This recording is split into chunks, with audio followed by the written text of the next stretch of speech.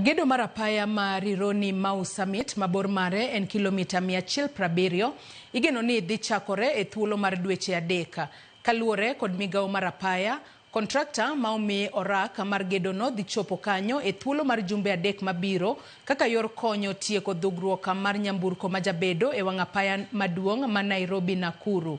Mabiro tok sirikal yango ni girucho oko orak mane sirikal mokalo ochiwo ne kambi mar piny France ne gedo mar apaya no. Kaluore kod jatend migawo mar apaya Davis Chirchir, apaya mar Rironi-Mau Summit nyaka losi nikech kwan mamalo mar jowuoth matiyo kod apaya no.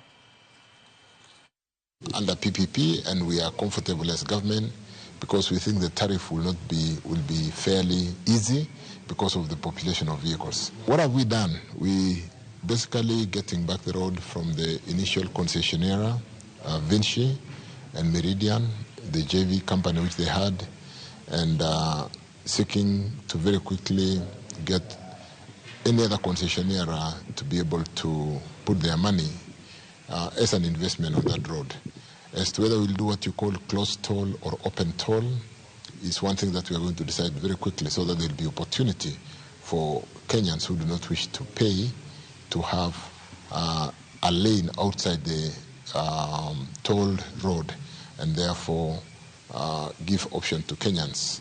But certainly you do know that sometimes, depending on how fast you can move, it can be cheaper to move quickly because you're not spending time on traffic, and you are going fast on a well-maintained road.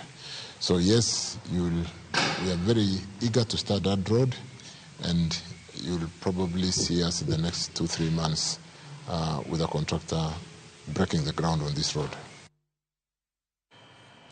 Moko kuom riwruoge matayo chenro mag joma nigi ng'ol oduoko erokamano ne jatend piny